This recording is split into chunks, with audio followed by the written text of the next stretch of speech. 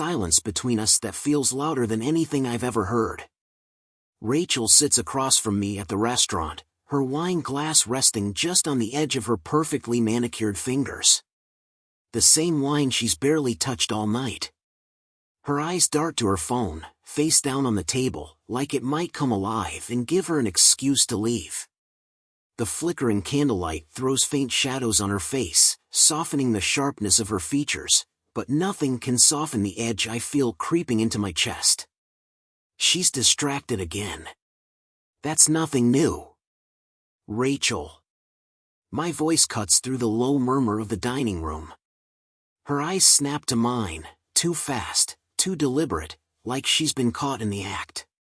Are you going to keep ignoring me, or are we actually having a conversation tonight? She blinks, surprised at my tone. Normally, I let things slide. Normally, I give her space. But tonight, I don't have the patience for it. I'm not ignoring you, she says, brushing a strand of hair behind her ear. Her tone is light, dismissive, but there's tension in the way she grips her glass. I'm just thinking.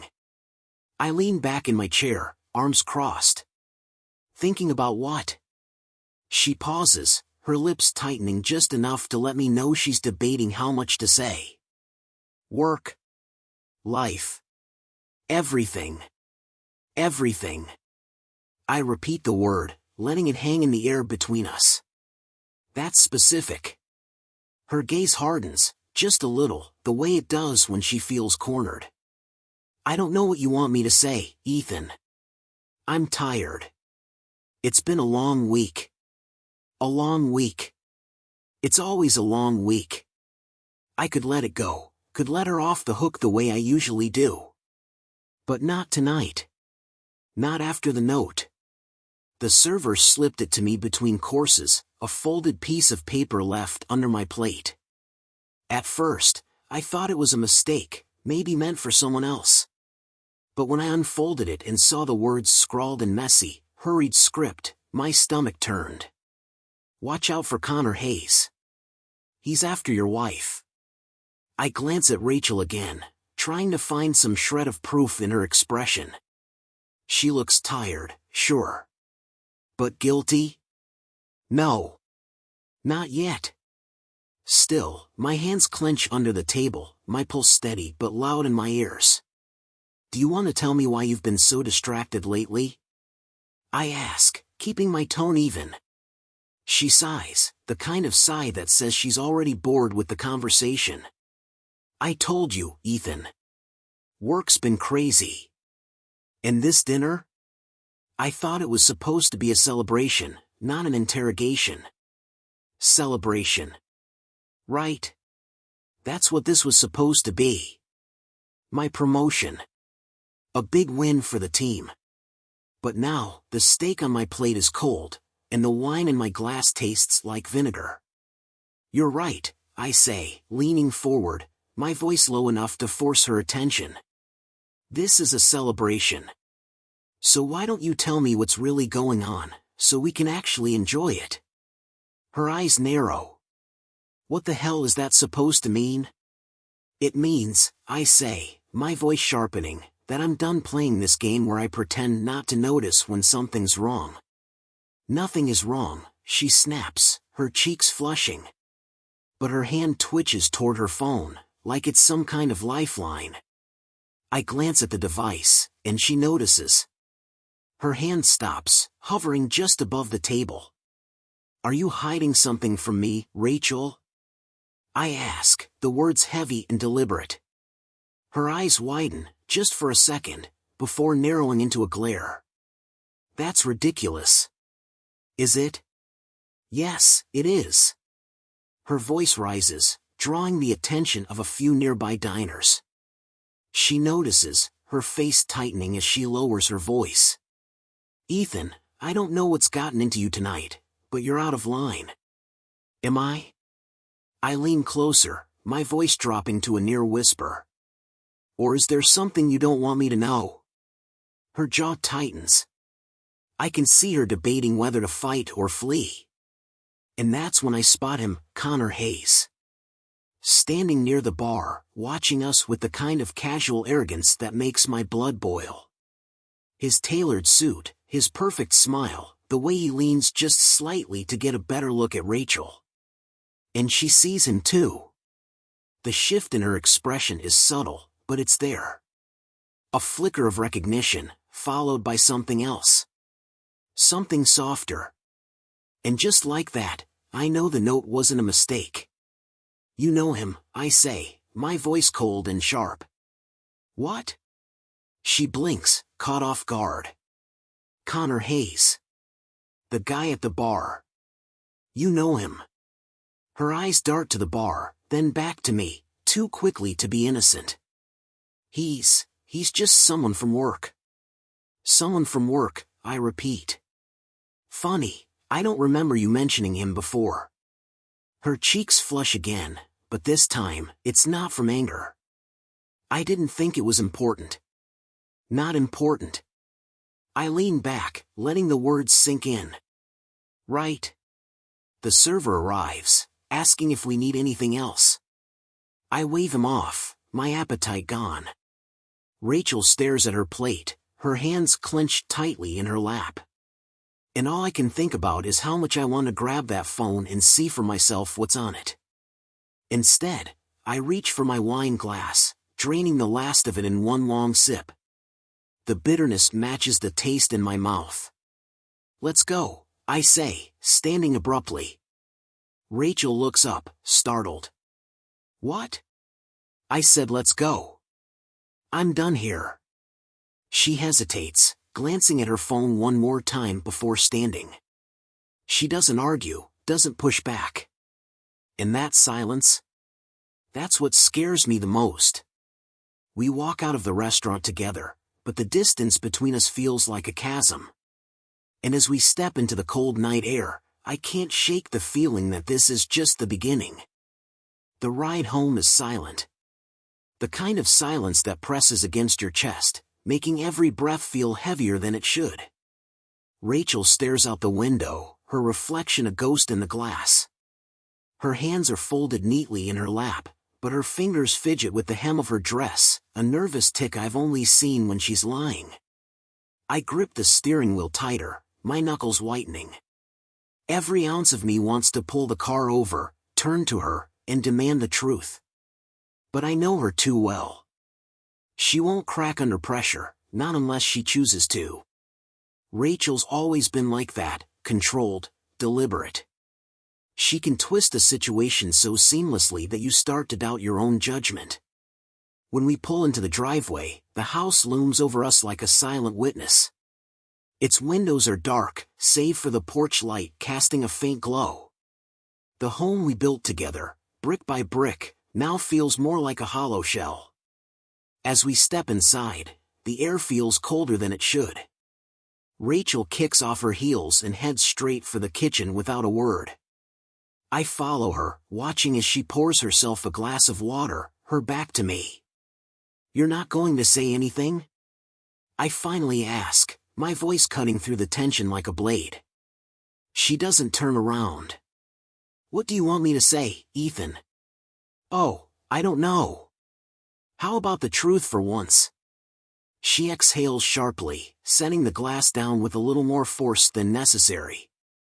When she turns to face me, her expression is a mix of frustration and something else, fear, maybe? You're acting paranoid, she says, crossing her arms defensively. Connor is just a coworker. That's it. Right. Just a coworker, I say, letting the words drip with sarcasm. Is that why you couldn't even look me in the eye at dinner? Is that why you couldn't get out of there fast enough? Her eyes narrow, a flicker of anger sparking behind them. You're blowing this out of proportion. Am I? I step closer, my voice rising. Then why the hell did I get a note tonight, warning me about him? Telling me he's after my wife? Care to explain that? Her face pales, but she recovers quickly. A note? That's ridiculous. Someone's probably trying to mess with you. Mess with me? I laugh bitterly, shaking my head. So you're telling me it's just a coincidence that he showed up tonight? That he couldn't take his eyes off you? That you looked at him like... Like what? She snaps, stepping forward. Go ahead, say it, Ethan. Like I wanted him? Like I'm cheating on you? Is that what you think? Her voice is shaking now, but so is mine. I don't know what to think, Rachel. Because every time I try to talk to you, you shut me out. You lie. And now, there's some guy showing up at our dinner, and I'm supposed to believe it's all in my head? Her lips press into a thin line, her eyes darting away. That's when I know I've hit a nerve. Tell me the truth, I demand, my voice lower now but no less intense. Are you seeing him? She hesitates, and for a moment, I think she's going to deny it. But then, she says something worse. It's not like that, she whispers. The room tilts. My pulse pounds in my ears, and it feels like the floor is falling out from under me. Not like that, I repeat, my voice barely above a whisper. What the hell does that mean, Rachel? She runs a hand through her hair, her composure slipping. It's complicated. Complicated? I step closer, the space between us shrinking. Try me. For the first time, she looks vulnerable, really vulnerable. Her eyes glisten, and her voice wavers. He's been flirting with me, okay? At work. It started as nothing, just harmless banter. But then what? My voice is sharp, cutting through hers. She swallows hard, her hands trembling. But then it got confusing. Confusing, I echo, the word tasting bitter in my mouth. Jesus Christ, Rachel. Did you kiss him? No, she says quickly, almost too quickly. I didn't. I swear. But you wanted to, I say, the realization hitting me like a freight train. You wanted to, didn't you? Her silence is deafening. I take a step back, running a hand through my hair, trying to process the whirlwind of emotions crashing through me. Anger. Hurt. Betrayal. And worst of all, a deep, gnawing sense of failure.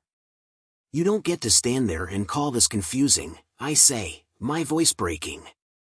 You don't get to flirt with the idea of throwing everything we've built away and then act like you're the victim. I'm not, she starts, but I cut her off. You are. You're standing there, trying to justify this, like it's not a big deal. But it is, Rachel. It's a huge fucking deal. Tears spill over her lashes now, but I don't care. I can't care. Not when everything I thought I knew about us feels like a lie. I didn't mean for it to get this far, she whispers, her voice barely audible. I didn't mean to hurt you. But you did. My voice is cold, empty. And now you need to decide. Decide, she echoes, confusion flickering across her face.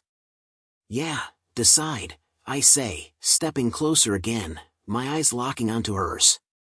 Him or me, Rachel. Because there's no in-between. Her breath catches, and for a moment, she looks completely shattered. But I don't let myself feel sorry for her. Not this time. I turn and walk out of the kitchen, leaving her standing there in the wreckage of our conversation. As I climb the stairs to our bedroom, the weight of what just happened settles over me like a heavy, suffocating blanket. This isn't over. Not even close. I don't sleep that night.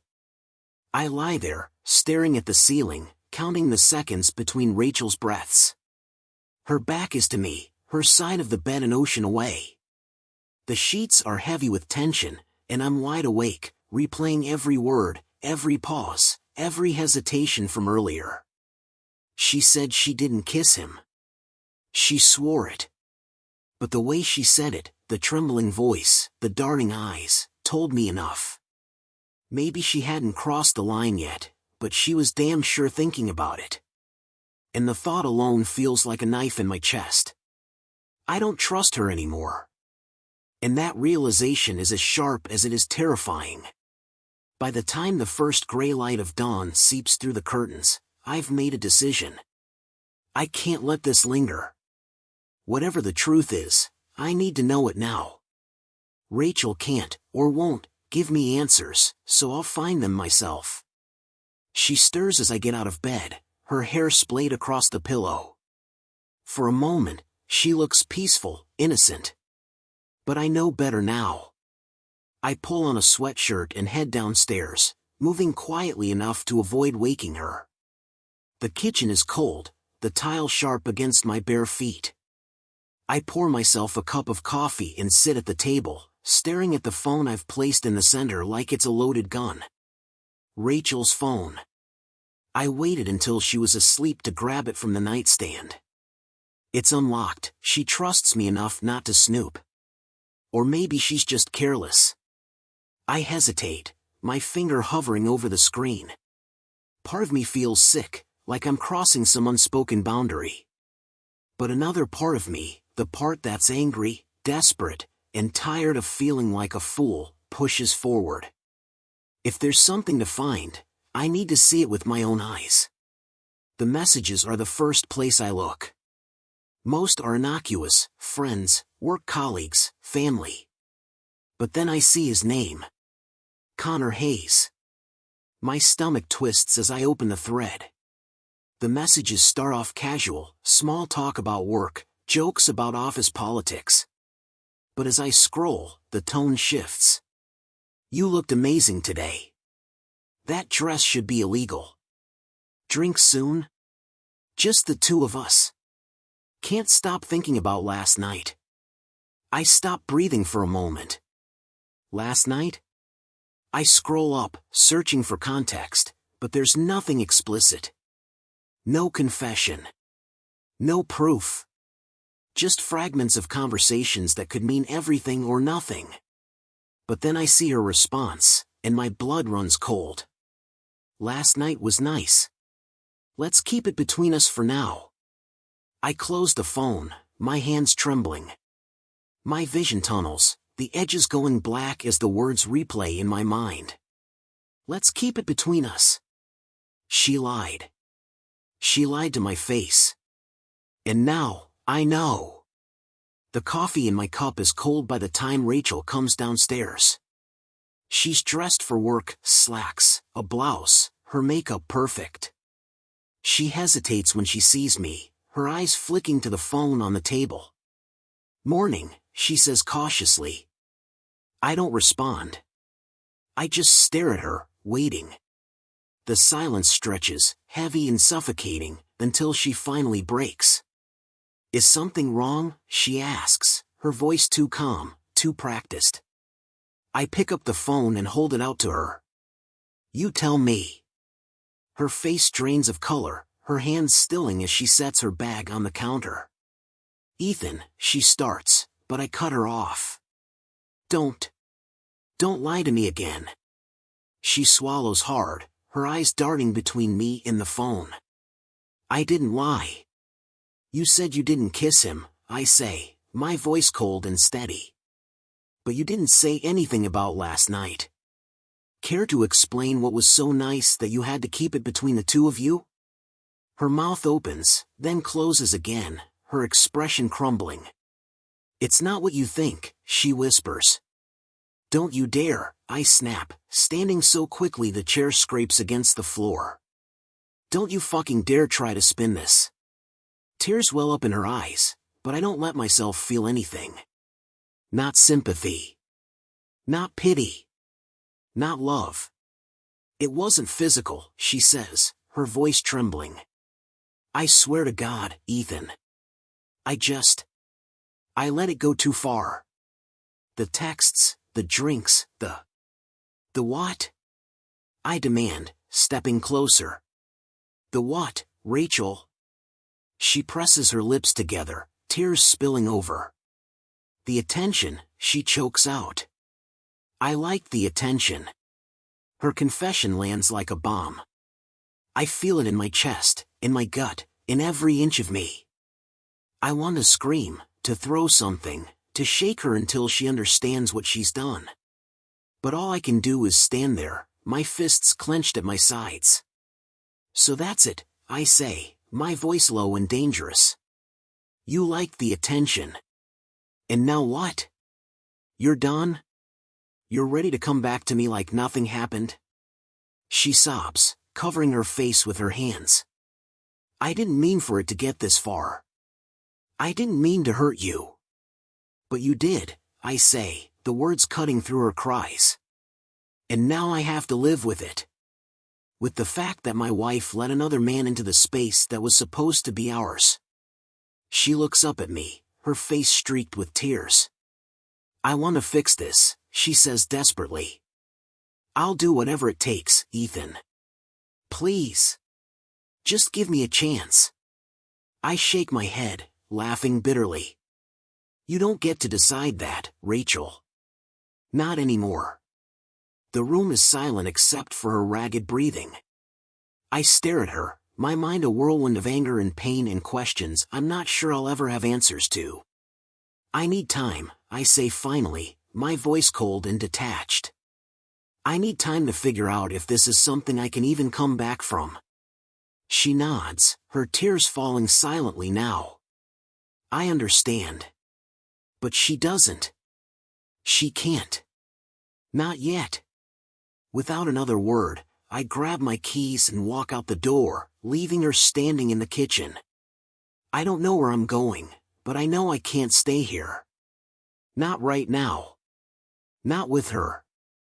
The air outside bites at my skin, sharp and cold, but it feels good. It feels like punishment. I don't bother with my coat. I don't bother with a destination. I just walk, my legs carrying me through streets I barely recognize in my haze. The sound of my shoes hitting the pavement echoes louder than it should, filling the silence that Rachel left in my head. Her words repeat like a broken record. I like the attention. As if that makes it better. As if that doesn't make it worse. I turn onto a side street, dimly lit and almost empty. A bar sits on the corner, its neon sign flickering weakly in the foggy night. It's not a place I've been before, but that doesn't matter. What matters is that it's far away from her. From our house. From the truth I'm not ready to deal with yet. Inside, the bar smells like stale beer and desperation. It's perfect. I slide onto a stool at the counter and order whiskey, neat. The bartender, a man with tired eyes and a graying beard, doesn't ask questions. He pours the drink and slides it over, his gaze lingering just long enough to let me know he's seen men like me before. Men running from something. I down the whiskey in one go, the burn hitting my throat and settling into my chest like an old friend. The second one, I sip. Slowly. Deliberately. Letting the alcohol dull the edges of my thoughts. But it doesn't work. Not entirely. I think about Rachel. About Connor Hayes. About the texts I read and the way she looked at me when I called her out. There was guilt, sure. But there was something else too. Something that felt like regret, but not the kind of regret you feel for what you've done. It was the kind you feel for getting caught. The whiskey warms me, but it doesn't soothe me. I stare into the glass, watching the faint amber light ripple against the surface. If I close my eyes, I can almost see her. The way she used to look at me when we were younger, before everything got so goddamn complicated. Back when she wanted me and only me. Rough night? The voice comes from my left. A woman, her tone light but laced with curiosity. I glance over and see her leaning against the bar, a half-empty cocktail in her hand. Her blonde hair is pulled into a loose bun, and her eyes, sharp and knowing, meet mine with a hint of mischief. You could say that, I reply, turning back to my drink. She doesn't take the hint. Let me guess. Wife trouble. I let out a bitter laugh, shaking my head. Is it that obvious? Kind of, she says, shrugging. Men don't usually come to places like this unless they're running from something. Or someone. I take another sip of whiskey, the weight of her words settling over me. And what about you? I ask, more out of politeness than actual curiosity. What are you running from? She smiles, but it doesn't reach her eyes. Who says I'm running? We fall into silence after that, and I'm grateful for it. I'm not in the mood for conversation, let alone with a stranger who probably has her own baggage to sort out. But she doesn't leave. She stays there, sipping her drink and stealing glances at me when she thinks I'm not looking. The bartender refills my glass without asking, and I take it as a sign. Tonight is about forgetting, even if it's only temporary.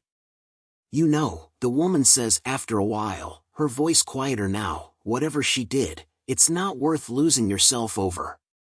I glance at her, raising an eyebrow. What makes you think it's her fault? She laughs softly, swirling the ice in her glass. Because men don't look as wrecked as you do unless they've been betrayed. The word hits me like a punch to the gut. Betrayed. She's not wrong. Rachel's betrayal might not have been physical, yet, but it cut just as deep. Maybe deeper. I drain the glass, the alcohol buzzing in my veins now. What if you're right? I ask, my voice low. What if she did betray me? The woman shrugs, her eyes locking onto mine.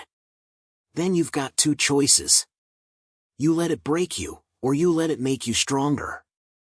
Her words linger in the air between us, heavier than they should be. I look away, focusing on the rows of liquor bottles lined up behind the bar. I don't respond, because I don't know which choice I'll make yet. By the time I leave the bar, it's past midnight. The air is colder now, the kind that seeps into your bones and refuses to leave. My head is clearer, but my heart? That's another story. The ache is still there, sharp and unrelenting. When I get home, the house is dark. Rachel's car is in the driveway, but the sight of it doesn't bring the comfort it used to. I step inside, the door creaking slightly as I close it behind me. The silence is suffocating. I find her in the living room, curled up on the couch with a blanket wrapped around her. She's awake, her eyes red and puffy, her hands clutching a mug of tea. She looks up when she hears me, and for a moment, neither of us speaks. Ethan, she says finally, her voice hoarse. I was worried. Don't, I say, the word coming out harsher than I intended. You don't get to be worried about me. Not tonight. She flinches, her grip on the mug tightening. I know I screwed up, she whispers. But I love you. And I want to fix this. Please, Ethan. Don't give up on us.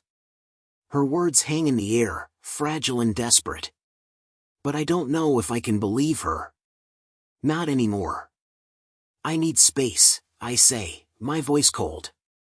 I need time to figure out if this is even worth saving. Tears stream down her face, but I turn away before I can let them affect me. I head upstairs, leaving her in the dark, and close the door to our bedroom. As I lie in bed, staring at the ceiling, one thought keeps playing in my mind. What if I can't come back from this? The next morning arrives too soon, dragging me from a restless sleep into the harsh light of reality. The house is eerily quiet as I make my way downstairs, the floorboards creaking beneath my weight. Rachel isn't in the kitchen. Her untouched tea sits cold on the counter, and for a moment, I wonder if she left. Part of me hopes she did. The other part knows better. Rachel doesn't run. She stays and fights, or, at least, she used to. Now, I'm not sure what she'll do. Hell, I'm not even sure what I'll do.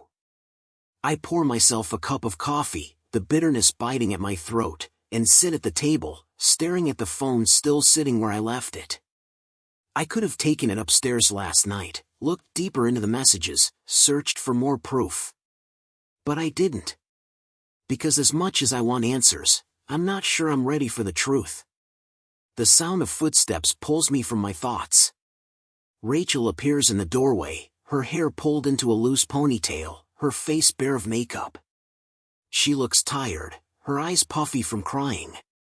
For a split second, she's the Rachel I used to know, the one who would stay up with me, laughing over late-night takeout and stupid TV shows. But then I remember the texts. Last night was nice. And the Rachel I see now feels like a stranger. Good morning, she says cautiously, her voice barely above a whisper. Morning. I don't look at her as I sip my coffee. The tension in the room is palpable, suffocating. She hesitates before stepping into the kitchen, her movements slow and deliberate. She pours herself a glass of water and leans against the counter, keeping her distance. Smart. Ethan, she starts, her voice trembling. I need to say something. I raise an eyebrow but don't respond. I've learned that silence is more powerful than words when it comes to Rachel. It makes her fill the void, makes her reveal more than she intends. She takes a deep breath, clutching the glass tightly. I know I've hurt you. And I know saying sorry doesn't fix what I've done, but I am sorry. I never wanted things to get this bad. Then why did they? My voice is sharper than I intended, but I don't soften it. She needs to feel this. Her eyes drop to the floor. I don't know, she admits. I guess I just felt invisible. Like we were stuck in this routine, and I wasn't even a person anymore. I was just your wife. Just my wife, I repeat, the words bitter in my mouth. You make it sound like a prison sentence. She flinches but doesn't deny it. That's not what I meant. Then what did you mean, Rachel? I set my mug down, leaning forward. Because all I'm hearing is excuses. All I'm hearing is you trying to justify why you let another man into our life. It wasn't like that, she insists, her voice breaking. Connor was just, he made me feel seen. Like I mattered. And I didn't. My voice cracks, the anger I've been holding back boiling to the surface. I built a life for us, Rachel. I gave you everything I had. And it still wasn't enough. Tears spill down her cheeks, but I don't let them sway me. Not this time. It wasn't about you, she says, her voice trembling. It was about me. About how I felt. And I know that's selfish, but it's the truth. I stand, the chair scraping loudly against the floor. You're damn right it's selfish. You didn't just hurt me, Rachel. You hurt us. You hurt everything we built together. She covers her face with her hands, her shoulders shaking as sobs rack her body. For a moment, I feel a pang of guilt. But it's fleeting, swallowed by the weight of her betrayal. I don't know how to fix this, she whispers through her tears. Neither do I. My voice is cold, detached. But I'm not sure I want to. The words hang in the air like a death sentence. She looks up at me, her face pale and streaked with tears. You don't mean that. Don't I? I cross my arms, staring her down. You lied to me, Rachel. You lied to my face. And for what? So you could feel seen? So you could play pretend with some asshole who doesn't give a damn about you beyond the thrill of the chase? That's not fair, she says, her voice rising. Fair? I laugh bitterly, shaking my head. You want to talk about fair? Then tell me, Rachel. Was it fair to keep me in the dark while you entertained him? Was it fair to let me think everything was fine while you decided whether or not I was still worth your time? Her silence is deafening. I grab my keys from the counter, the weight of them heavy in my hand. I need to get out of here, I say, my voice flat. Ethan, please. She steps forward, her hand outstretched, but I step back. the space between us feels insurmountable. I can't do this right now. I don't wait for her to respond. I walk out the door, the cold morning air hitting me like a slap to the face. I don't have a plan. I don't even know where I'm going. But one thing is clear, I can't stay here. Not like this. Not with her. As I drive through the quiet streets, my mind races. I think about the years we spent together, the promises we made, the life we built. And I wonder if any of it was ever real.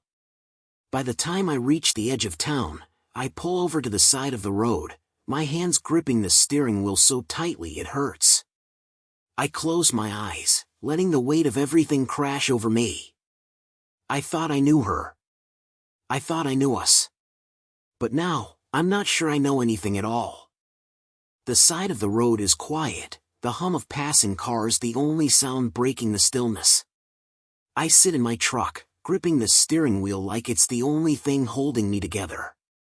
The cold seeps through the windows, but I don't turn the heat on.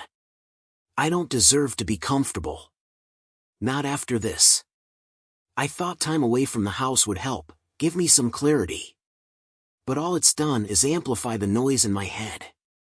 Rachel's voice, her tears, the excuses she offered like breadcrumbs to distract me from the fact that she's already betrayed us. Maybe not physically, but emotionally. She's already halfway out the door. I pull out my phone and scroll through the contacts until I land on a name, Nick Gardner. My oldest friend, my go-to for advice when things go sideways. We've been through everything together, college, bad jobs, worse relationships. If anyone can help me figure this out, it's him. The phone rings twice before he answers. Ethan? Man, it's early. What's up? I need to talk, I say, my voice tight. Can you meet me? There's a pause, the kind that tells me he knows this isn't just a casual catch-up. Yeah. Same place as usual? Yeah. I hang up and start the truck, the engine growling to life.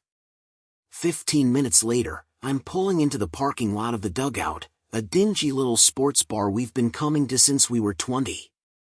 It's barely 10 in the morning, but the place doesn't care. They'll serve whoever walks through the door, no questions asked. Nick's already there, sitting at a booth in the back, a cup of coffee in front of him. He looks up as I slide into the seat across from him, his expression immediately shifting from casual to concerned. You look like shit, he says. Thanks.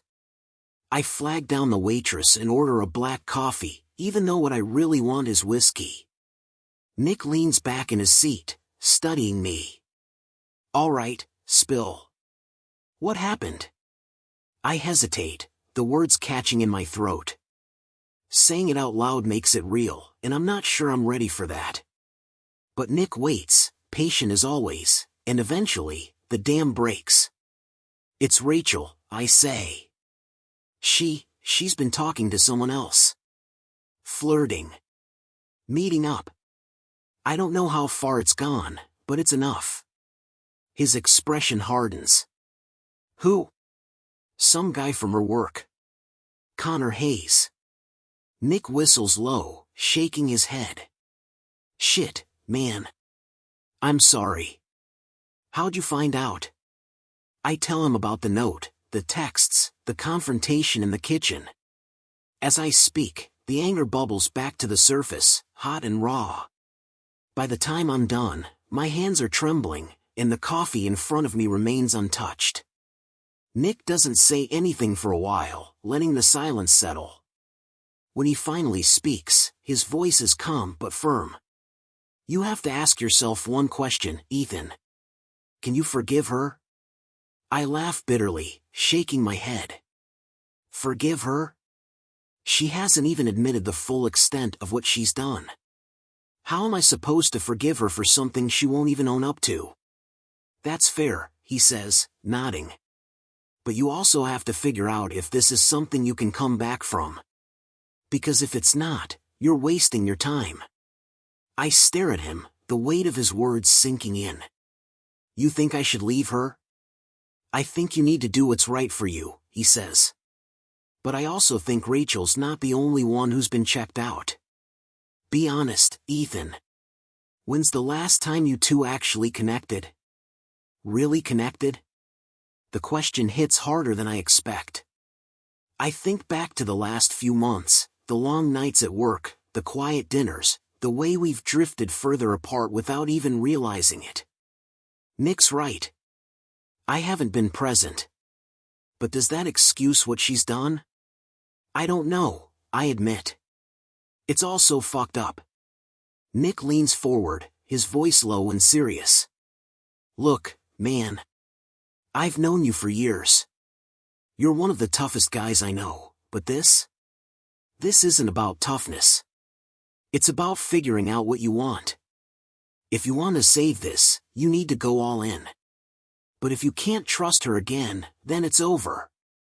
And you need to walk away. The thought of walking away makes my chest ache. I don't want to lose her. But the idea of staying, of trying to rebuild something that's already so broken, feels impossible. The waitress comes by, refilling our coffee cups. Nick waits until she's gone before speaking again. Whatever you decide, just make sure it's your choice. Not hers. Not mine. Yours. I nod, even though I have no idea what my choice will be. We sit in silence for a while, the weight of the conversation hanging heavy between us. When I finally leave, Nick gives me a firm pat on the shoulder, his expression full of something I don't recognize. Pity, maybe. Or respect. Maybe both. The drive home feels longer than it should. The house looms in the distance, dark and quiet, and I know Rachel's inside, waiting. I park the truck and sit there for a moment, staring at the front door. This is it. Time to face the music. Time to figure out if there's anything left to save. I step inside, and Rachel's sitting on the couch, her knees tucked under her, her eyes red and puffy. She looks up when I enter, her face a mixture of relief and dread. Ethan, she says softly. I don't respond. I just sit down in the armchair across from her, the space between us feeling like a chasm.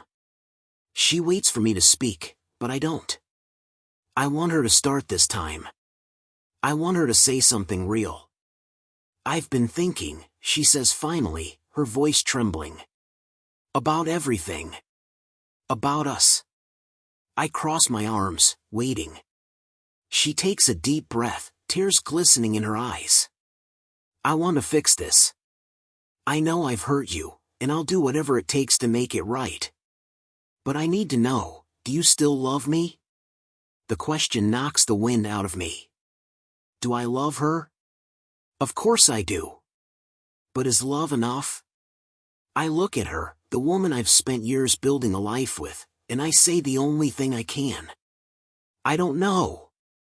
Her face crumples when I say it, and I hate myself for the pain I've caused, even if it's the truth. Rachel is the kind of woman who's always needed certainty, who craves it like air. And here I am, telling her that I can't give her that anymore. Not now. Maybe not ever.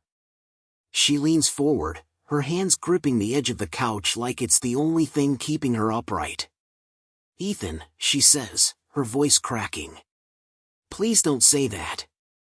What do you want me to say, Rachel? I lean back in the chair, my arms crossed. Do you want me to lie? To tell you that I'm fine, that I trust you, that I can forget everything that's happened? No, she whispers, shaking her head. I want to know if there's any part of you that still believes in us. I rub a hand over my face, the weight of her words pressing down on me. I don't know, I admit. I don't know if I can believe in anything right now.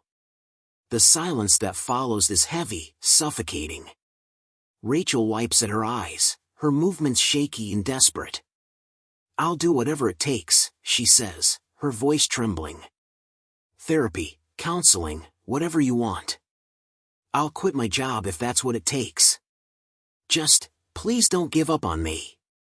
I stare at her, the desperation in her voice cutting through me like a blade.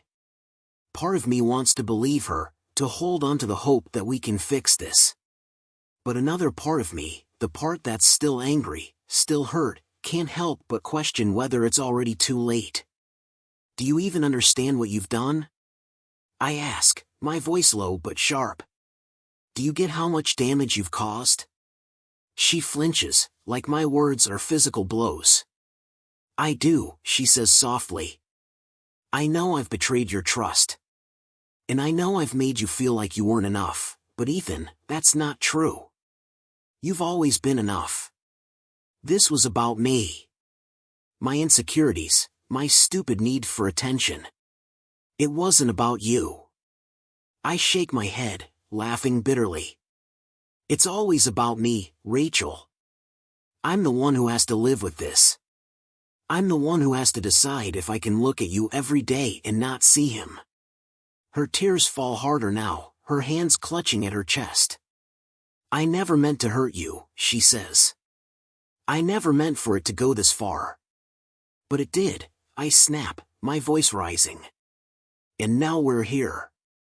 So tell me, Rachel, what am I supposed to do with that? How do I just move on? She doesn't have an answer. She just sits there, her face buried in her hands, her sobs muffled but no less heart-wrenching. I stand, pacing the room, trying to burn off the energy coursing through me. Do you know what the worst part is? I ask, my voice shaking. It's not the texts, or the flirting, or even the fact that you lied to me. It's that you didn't stop. You let it keep going. And for what? For a little thrill? For someone to tell you you're pretty? It wasn't like that, she says, her voice muffled through her hands. Then what was it like? I demand, spinning to face her. Explain it to me, Rachel. Make me understand. She looks up, her face streaked with tears, her eyes wide and pleading. I felt lost, she says. I felt like I didn't matter anymore. Like I was just invisible. And when Connor paid attention to me, it made me feel alive again. Alive, I repeat, the word tasting bitter in my mouth. And what about me, Rachel? What about the life we built together? Didn't that make you feel alive? It did, she whispers, her voice barely audible. But somewhere along the way, I lost it. I lost us. Her confession hits me like a punch to the gut. Because deep down, I know she's right. We both lost something along the way. But the difference is, I never went looking for it somewhere else. I stop pacing, my hands on my hips, my head bowed. I don't know if I can forgive this, I say finally, my voice cracking. I don't know if I even want to. Her sobs grow louder, her body shaking with the force of them. Please, Ethan, she chokes out. Please don't say that. I'll do anything. I'll spend the rest of my life making it up to you. I don't want you to make it up to me, I snap. I want to go back. I want to feel like I can trust you again. But I can't, Rachel. I can't. She stands then, crossing the room and reaching for me, her hands trembling. Don't do this, she begs, her voice raw. Don't throw us away. I step back, out of her reach, the distance between us feeling like a chasm. I'm not the one who threw us away, I say coldly. You did. Her face crumples, and for a moment, I almost feel sorry for her. Almost.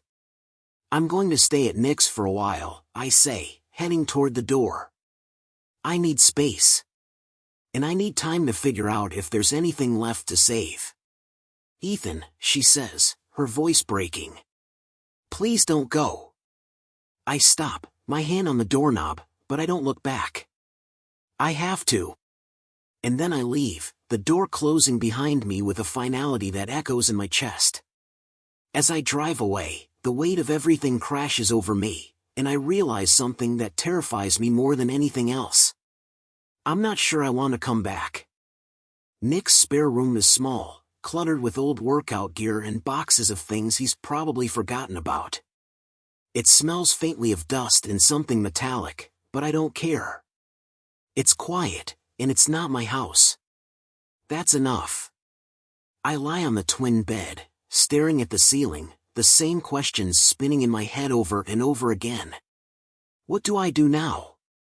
How do I even begin to put the pieces back together when the cracks are this deep? And the worst question of all, do I even want to? Nick gives me space, like he always does. He knows better than to push. But every so often, I catch him glancing at me, his expression a mixture of concern and something else. Pity, maybe. Or disappointment. He's never been a fan of Rachel, not since the beginning. He said she had too much shine, not enough substance.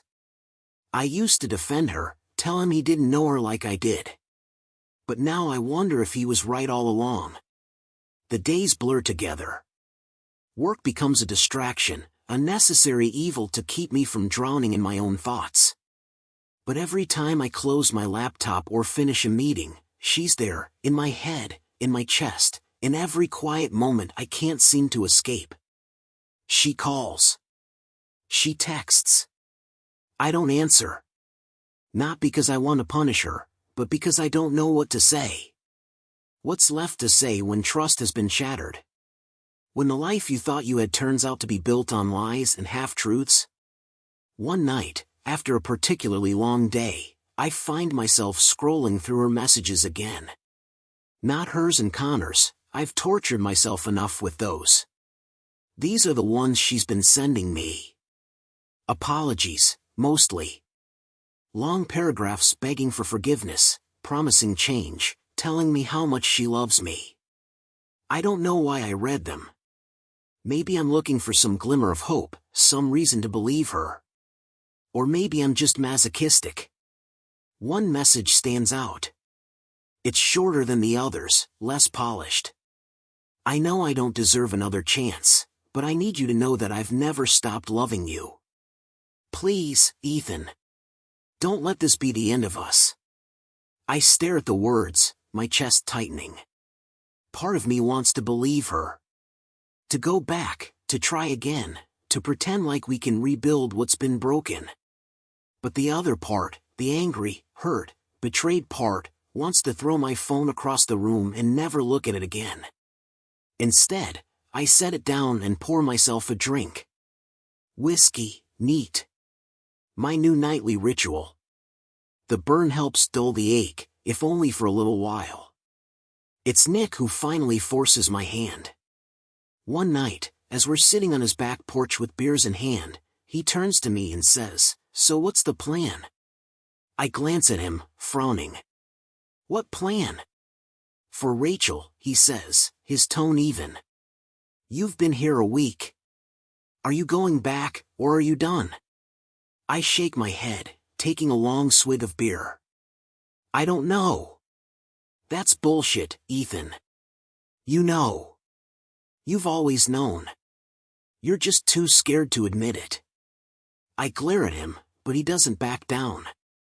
Nick's never been one to sugarcoat things, and tonight is no exception. Look, he says, leaning forward, I'm not saying you have to make a decision right this second. But you can't keep running forever. Either you forgive her and move on, or you walk away. Sitting in limbo? That's just going to destroy you. His words sit heavy in my chest, and I know he's right. But that doesn't make it any easier. The next morning, I wake up with a pounding headache and a sense of clarity I haven't felt in days. I don't know if it's the whiskey or Nick's bluntness, but something inside me has shifted. I can't keep living like this.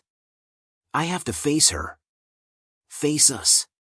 I text her first. Just 3 words, we need to talk. Her response comes almost immediately, yes. Please. When I pull into the driveway, the house looks different. Smaller, somehow. Less like home. I sit in the truck for a moment, gathering my thoughts, before finally stepping out and heading inside. Rachel is waiting for me in the living room. She stands as I enter, her hands clasped in front of her, her eyes red and swollen. She's been crying. Good. She should be. Ethan, she says softly, her voice trembling. Thank you for coming. I nod, but I don't sit down. Not yet. I need to stay on my feet, to keep my guard up. I've been thinking, I say, my voice steady. About us. About everything. She waits, her gaze locked on mine, like she's afraid to even breathe. I don't know if I can forgive you, I say finally, the words heavy in my mouth. But I know I can't keep living like this. I need to know if you're willing to do the work. Real work, Rachel. Not just words. She nods quickly, tears streaming down her face. I am, she says, her voice breaking. I'll do anything, Ethan. Anything. I mean it, I say, my tone firm. This isn't going to be easy. It's going to take time. And trust? That's going to take even longer. I know, she whispers. But I'll wait. However long it takes, I'll wait. I study her face, searching for any hint of deception, any sign that she's not being honest. But all I see is pain. Regret. And maybe, just maybe, hope. All right, I say finally, my voice softening. We'll try. Her sobs turn into something else, relief, maybe. Gratitude. She steps toward me, hesitant, and for the first time in weeks, I let her. As her arms wrap around me, I feel the weight of everything we've been through. The hurt. The betrayal. The love that's still there, buried beneath the rubble. It's not a happy ending. Not yet. But it's a start.